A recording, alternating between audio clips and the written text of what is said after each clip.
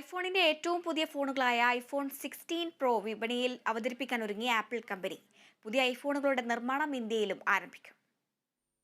ഇന്ത്യയിലേക്കായി iPhone 16 pro തമിഴ്നാട്ടിലെ ഫാക്ടറിയിൽ നിർമ്മിക്കാനാണ് apple ഒരുങ്ങുന്നത്. ഐഫോൺ 16 ഫോണുകളുടെ നിർമ്മാണവുമായി ബന്ധപ്പെട്ട് ആപ്പിൾ ഇന്ത്യൻ ഫാക്ടറികളിൽ ജീവനക്കാർക്ക് പരിശീലനം ആരംഭിച്ചതായാണ് പുറത്തുവരുന്ന റിപ്പോർട്ടുകൾ. ആപ്പിളിന്റെ ഇന്ത്യയിലെ മറ്റ് നിർമ്മാണ പങ്കാളികളായ പെഗട്രോൺ, ടാറ്റ ഗ്രൂപ്പ് എന്നീ കമ്പനികളിലും പ്രോ വേർഷനുകളുടെ ഉൽപ്പാദനം ആരംഭിച്ചേക്കുമെന്നും റിപ്പോർട്ടുണ്ട്. പുതിയ സീരീസ് സെപ്റ്റംബറിൽ ലോഞ്ച് ചെയ്യാനാണ് സാധ്യത.